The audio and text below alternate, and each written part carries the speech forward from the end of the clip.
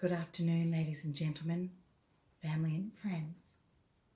Before we start, just a reminder to switch off your phones or turn them to silent.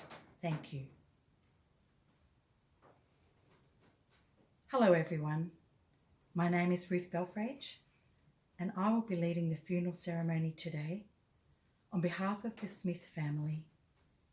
Thank you all for coming to celebrate the life of Harold George Smith, or Harry as he liked to be known. The Smith family would like to place some special symbols on Harry's coffin. The 4 grandchildren, Zale, Dylan, Kai and Fletcher, will now step forward one at a time. Zale places some flowers which represent all our love for Harry. Dylan has a favourite photo of Pop with a prized coral trout he caught when fishing up in Darwin. Kai has Harry's pipe. Fletcher is placing a trophy Harry was awarded, one of many, for his angling prowess. Thank you. Harry leaves behind his 4 children, Tempest, Adrian, Christian and Eric. Their partners and spouses, Sue, Jane, Sam and Paula, and 4 grandchildren, Zale, Dylan, Kai and Fletcher. The family would like to acknowledge Harry's wife, Marion, who passed away 5 years ago. They feel that Harry is now united with his beloved Maz, and this is a comforting thought for them. We feel the ache of separation that death brings. It is a difficult time of passing over when someone we love leaves us. As we gather to celebrate Harry's life and his journey away from us, let us take comfort that he is at peace. He is resting in his favourite place, the ocean of eternal calm. And now I ask Harry's son Christian to come up and read a poem called I Am With You. The author is unknown. Thank you, Chris. And now a little bit about Harry.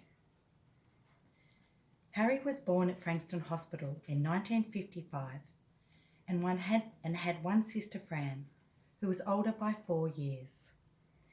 He had a happy childhood growing up around Frankston and could always be found down at the beach, swimming, surfing, or diving off the pier.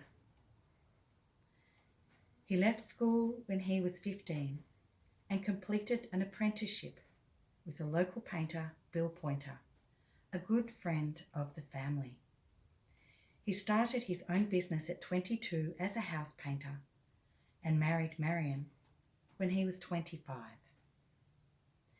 Harry always said the good thing about working for himself was the holidays. His passion was deep sea fishing and he won many awards for his angling expertise. When the fish were biting, Harry would be off with his best mate, Franco, out in Bass Strait. They knew the spots all right, and Harry's children all remarked that Dad would never tell. He'd come home covered in fish scales, salt spray and wind-whipped hair, and just remark that the sea was a mystery. Harry and Maz had a happy marriage. They had 4 children, and life was full and busy for them. They stayed living and working around Frankston area while the kids were at school. Harry's house painting business was successful and he was popular in the neighbourhood. He and Maz moved to Sorrento 20 years ago as the kids told me, it was closer to the heads and getting out of the bay on slack tide was much easier. something that Harry was very fond of doing. His boat was moored at Sorrento, and he kept it in tip-top shape, ready to go at a moment's notice. After Harry retired from house painting, he began a campaign at the local beach in Sorrento for Clean Up Australia Day. He organised many clean-up days and became known as a local legend, tirelessly fostering a culture of pride and care for the bay, for the beach, and all its inhabitants. He made many friends in the community and was a member of the Sorrento Boating Club and the Sorrento Angling Club. Harry touched a lot of people in his life, and his sudden passing has been a shock to many of us. We can take comfort in the idea that he left this world doing what he loved best, fishing.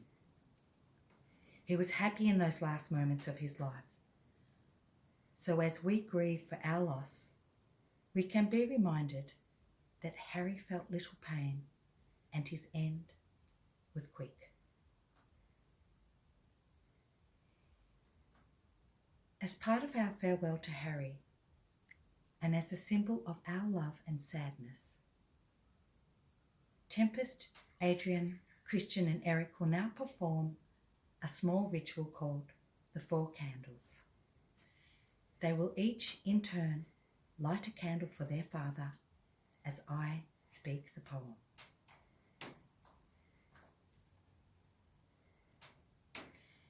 Harry's best friend and deep-sea fishing companion Franco would like to say a few words about his lifelong friend. Thank you, Franco.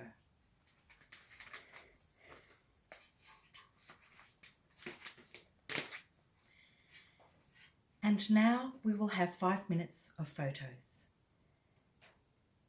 These special moments and good memories help us cope with the grief and sadness that death brings. Please enjoy the album of photos that the family have put together. They want everyone to remember Harry as the warm, adventurous and fun-loving person that he was.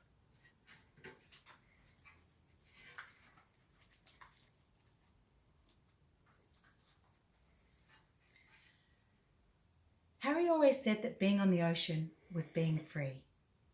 He loved his fishing, but mostly he loved the space he occupied and the beauty of the environment out there on the water. So as we prepare to say our final goodbyes before he is cremated, hold him in your heart with good memories and let us hold each other with compassion and care in our hearts. We will now say our final goodbye to Harry.